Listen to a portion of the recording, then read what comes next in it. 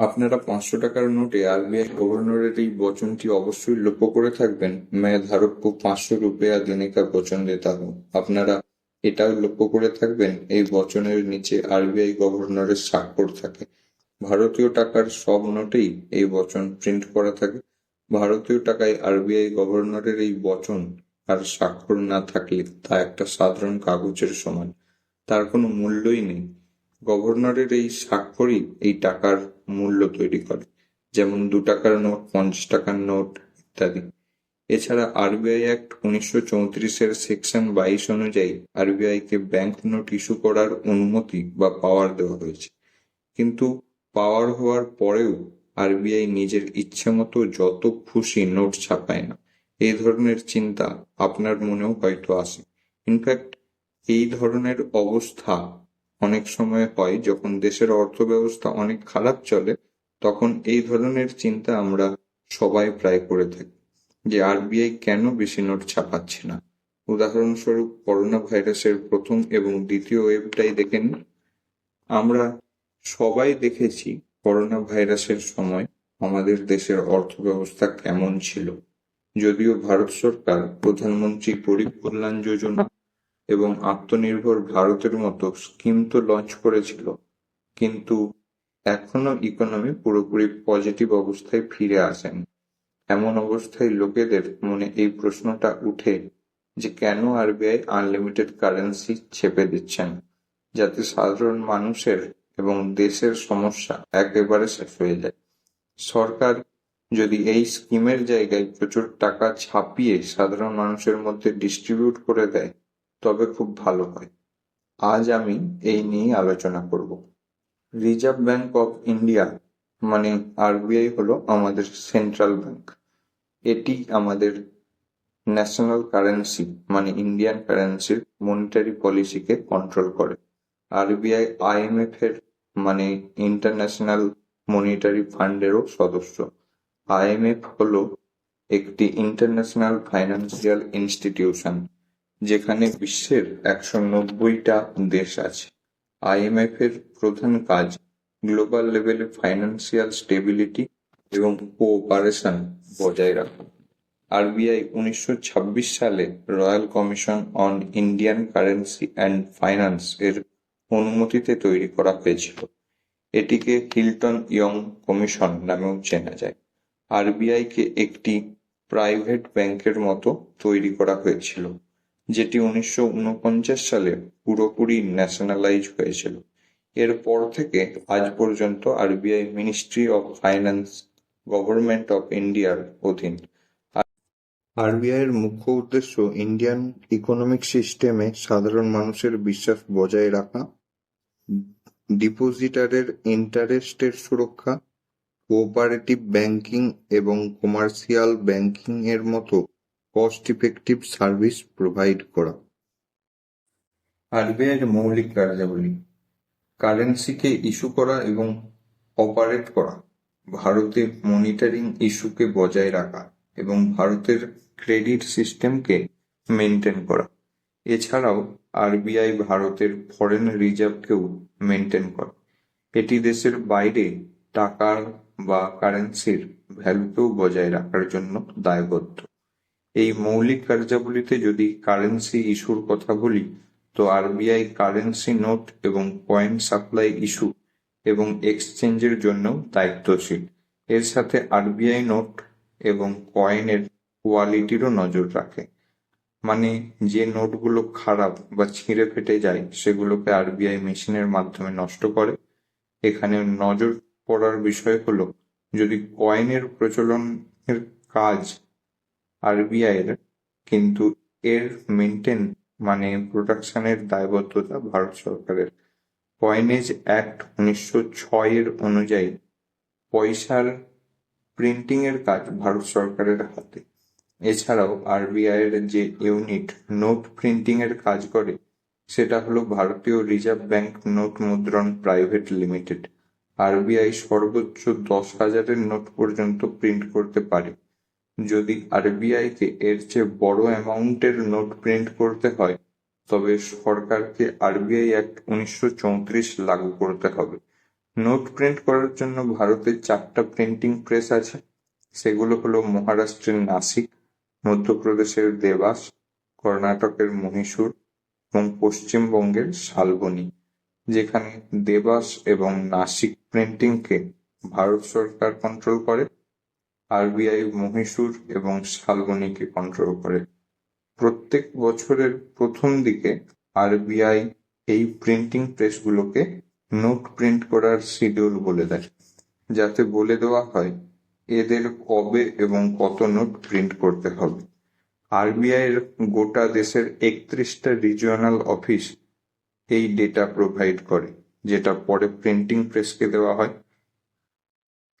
এছাড়াও আরবিআই তার স্ট্যাটিস্টিক্যাল অ্যানালিসিসের মাধ্যমে এটা অনুমান করে যে বছরে কত নোট সার্কুলেশন হলো, কত নোট আগের বছর নষ্ট করা হলো, আর কত নতুন নোট তৈরি করতে হবে এবং কত খারাপ নোট মার্কেটে রিপ্লেস করতে হবে। আর আরবিআই ফাইন্যান্স মিনিস্ট্রির কয়েন এবং কারেন্সি ডিভিশনের সাথে পরামর্শ করে এবং এই পরামর্শের পর নিশ্চিত করা হয় এই বছর কত নোট তৈরি করতে হবে। এতদূর আলোচনা করার পর এটা জানা যাচ্ছে আরবিআই এবং সরকারের কাছেই এই কারেন্সি এবং কয়েনের সব ক্ষমতা আছে। এরা চাইলেই যেদিন চাইবে যত খুশি নোট প্রিন্ট করতে পারে। এজন্য এই চিন্তা মাথায় আসা স্বাভাবিক, আরবিআই কেন নিজের ইচ্ছে মতো নোট প্রিন্ট করে নিচ্ছে না। এই দুটি প্রধান কারণ আছে। প্রথমটি হলো সরকার ততটা নোট ভ্যালু ক্রিয়েট করতে পারে যতটা তার কাছে অ্যাসেট বা সম্পদ আছে, এবং দ্বিতীয়টা হলো ইনফ্লেশন। ভারতে কারেন্সি নোটের প্রিন্টিং মিনিমাম রিজার্ভ সিস্টেম মানে MRS এর মাধ্যমে করা হয়। এই সিস্টেম ভারতে 1957 থেকে লাগু আছে। এই সিস্টেমের অনুসারে আরবিআই কে প্রত্যেক মুহূর্তে 200 কোটির অ্যাসেট মানে সম্পত্তি বজায় রাখতে হয়। এই 200 কোটির মধ্যে 115 কোটি টাকার সোনা এবং বাকি 85 কোটি টাকা ফরেন কারেন্সি মাধ্যমে হতে হবে। এত সম্পত্তি থাকার পর আরবিআই ইন্ডিয়ান ইকোনমির প্রয়োজন মতো আরবিআই অ্যাক্ট 1934 অনুযায়ী নোট প্রিন্ট করে, এবং অন্যদিকে আরবিআই গভর্নরের দ্বারা কারেন্সি নোটের ওপর তার এই প্রমিস কেবল এটাই নিশ্চিত করে আরবিআই কারেন্সির ভ্যালু অনুযায়ী সোনা নিজের কাছে সঞ্চয় করে রেখেছে। এই প্রমিসারি নোট হোল্ডারকে নিশ্চিত করে যে যুদ্ধ, প্রাকৃতিক দুর্যোগ এবং ইনফ্লেশনের মতো যে কোনো পরিস্থিতিতে আরবিআই নন পেয়ার বা ডিফল্টার হবে না। উদাহরণের জন্য, যদি কারো কাছে 100 টাকার একটি নোট থাকে, তবে তার এক্সচেঞ্জ ভ্যালুর চিন্তা করার কোনো প্রয়োজনীয়তা নেই, কারণ প্রতি বছর আরবিআই তাকে 100 টাকার অনুযায়ী সোনা প্রদান করার জন্য প্রস্তুত আছে। এবার ভাবুন, যদি আরবিআই তার সোনার অ্যাসেট এবং ফরেন রিজার্ভের থেকে বেশি ইন্ডিয়ান কারেন্সির নোট প্রিন্ট করে, যেখানে আরবিআই গভর্নরের সেই প্রমিস ও স্বাক্ষর প্রিন্ট আছে, কিন্তু যখন ওই নোটের ভ্যালুর বরাবর ভারতের কাছে রিজার্ভই নেই, তখন আরবিআই নাগরিকদের ওই নোটের মূল্য নির্ধারণ করতেই পারবে না। এর ফলে ইকোনমির বা অর্থব্যবস্থা পুরোপুরি ভেঙে পড়বে। শুধু এটাই নয়, যদি আরবিআই তার সোনার অ্যাসেট এবং ফরেন রিজার্ভের থেকে বেশি নোট প্রিন্ট করে, তবে গ্লোবাল মার্কেটেও বা বৈদেশিক বাজারেও ভারতীয় মুদ্রার মূল্য নিচে নেমে যাবে। এটা এ কারণেই যে ভারতীয় নোটের বরাবর আরবিআই এর কাছে রিজার্ভ না হওয়ার জন্য সাধারণ মানুষের ভারতীয় মুদ্রার প্রতি বিশ্বাস বজায় রাখা সরকারের পক্ষে অসম্ভব হয়ে পড়বে। যদি কারেন্সি ডিক্রিজ হওয়ার কথা বলি, ভেনিজুয়েলার কথা বলা জরুরি। আপনারা জানলে অবাক হবেন, ভেনিজুয়েলা বিগত কিছু সাল ধরে আর্থিক সমস্যার সম্মুখীন হচ্ছে। এক্সপার্টরা মনে করেন এটি অধিক মুদ্রা বা নোট ছাপার জন্য হয়েছে, যেখানে ভেনিজুয়েলাতে তার অ্যাসেটের থেকে বেশি কারেন্সি নোট ছাপা হয়েছিল।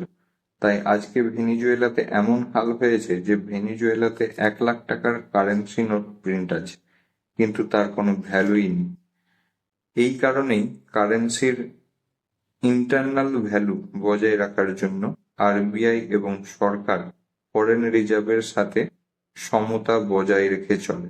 যদি বর্তমান গোল্ড রিজার্ভের কথা বলি, 2020 শেষ পর্যন্ত আরবিআই এর কাছে 676.6 টন গ্লোবাল রিজার্ভ ছিল, যেটা আরবিআই এর টোটাল রিজার্ভের 6.9%। পরের কারণটা বলি এবং ইনফ্লেশনের কারণটা মানি প্রিন্টিং এর পরিপ্রেক্ষিতে বোঝার চেষ্টা করি।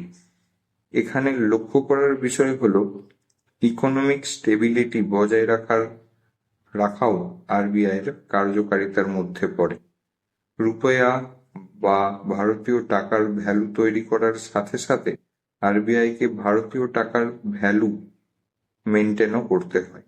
এর জন্য ইনফ্লেশন সবচেয়ে বড় বাধা হয়।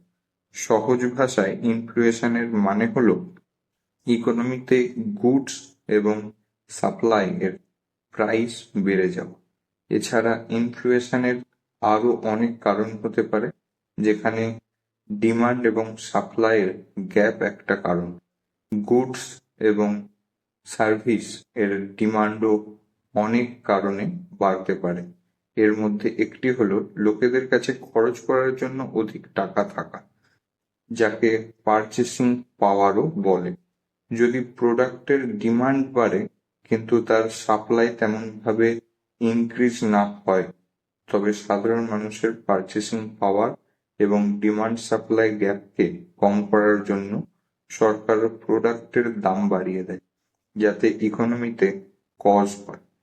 যদি ইনফ্লেশন ইকোনমিতে কিছু সময়ের জন্য থাকে, তাতে ইকোনমিতে তেমন কিছু খারাপ প্রভাব পড়ে না। কিন্তু যদি ইনফ্লেশন বেসিক নিডসকে এফেক্ট করে, তবে ইকোনমি প্রভাবিত হয়। এখন যদি আরবিআই সাধারণ মানুষের সাথে আনলিমিটেড নোট বিতরণ করা শুরু করে এবং তাদের পারচেসিং পাওয়ারকে একইভাবে বাড়িয়ে দেয়, তবে স্বাভাবিকভাবে প্রোডাক্টের ডিমান্ড বেড়ে যাবে। যদি প্রোডাক্টের ডিমান্ডকে সাপ্লাই ডিমান্ডের সাথে ম্যাচ না করা যায়, তবে ইনফ্লেশন বাড়বে, যাতে লোকেদের পারচেসিং ক্যাপাসিটিকে কম করা যায়। এখানে লক্ষ্য করার বিষয় হলো ডিমান্ড পুরো দেশে একসাথে বাড়তে হবে, যাকে বন্ধ করার অনেক সমস্যা হবে, কারণ সাধারণ মানুষের কাছে খরচ করার জন্য অনেক টাকা থাকবে। যদি নোট এভাবে ডিস্ট্রিবিউট বা বিতরণ হয়, তাহলে ইনফ্লেশন এমন পর্যায়ে বেড়ে যাবে যে কম টাকার বিক্রি হওয়া প্রোডাক্ট তখন 10 গুণ বা 100 গুণ দামে বিক্রি হবে।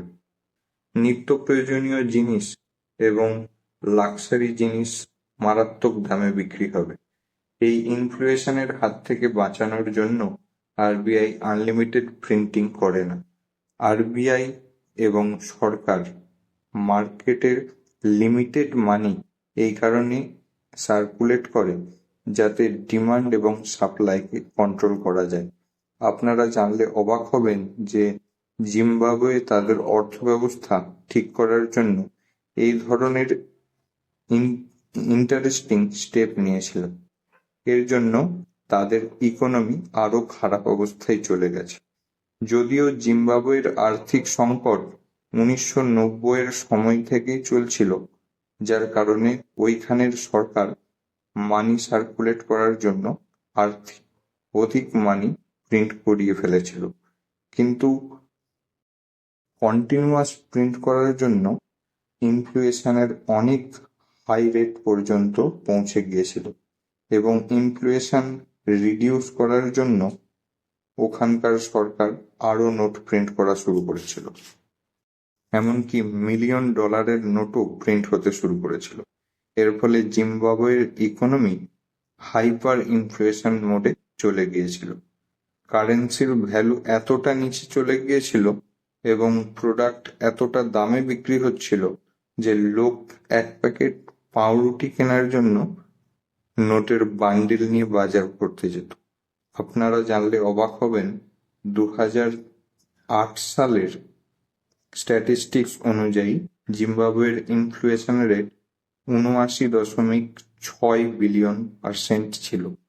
এছাড়াও 2009-এ জিম্বাবুয়ের গভর্নমেন্ট ফরেন কারেন্সি ইউজ করার অনুমতি দিয়ে দিয়েছিল।